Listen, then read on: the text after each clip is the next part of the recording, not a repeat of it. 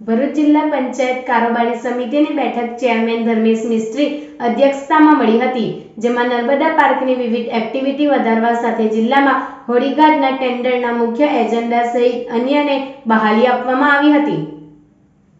ભરૂચ જિલ્લા પંચાયત કારોબારી સમિતિની બેઠક સમિતિ ખંડ જિલ્લા પંચાયત ભરૂચ ખાતે ચેરમેન ધર્મેશ મિસ્ત્રીની અધ્યક્ષતામાં મળી હતી, જેમાં તારીખ 29/2/2024ના રોજ મળેલ ખાસ કારોબારી સમિતિની કાર્યવાહી નોંધ વાંચનમાં લઈ બહાલ આપવા સાથે જમીન મહેસૂલ કાયદાની કલમ 73A હેઠળ આવેલા કેસો અંગે નિર્ણય લેવામાં આવ્યા હતા.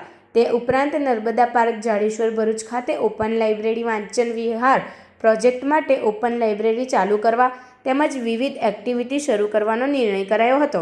તેમજ નર્મદા નદી પરના પંચાયત હસ્તકના કુલ 14 હોળીઘાટો પૈકીના બાકી રહેતા 6 હોળીઘાટોની હરાજી કરવા બાબતે ઠરાવ કરાયો હતો.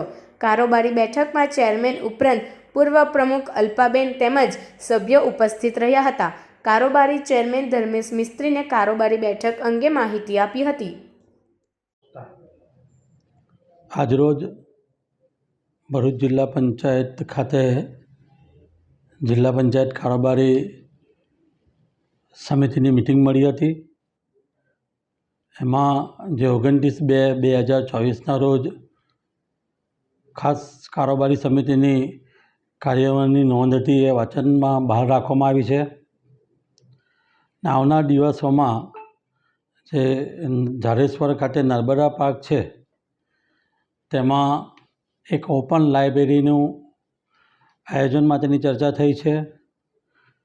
નર્મદા પાર્ક જાડેશ્વરની અંદર જે 8 પ્રકારની અલગ અલગ એક્ટિવિટી થઈ શકે અને જે ભરૂચની જે પ્રજા છે એ આ નર્મદા પાર્કમાં એમને આવવાની ઈચ્છા થાય એ પ્રકારની અલગ અલગ એક્ટિવિટીની યોજના બનાવી છે.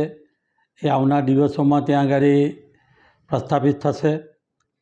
જે ભરૂચ જિલ્લામાં 14 પ્રકારના જે હોળીઘાટો છે એ હોળીઘાટોમાંથી 6 હોળીઘાટો છે એને નવા ટેન્ડર બહાર પાડીને એને મંજૂર કરવા બાબતની વાત થઈ છે.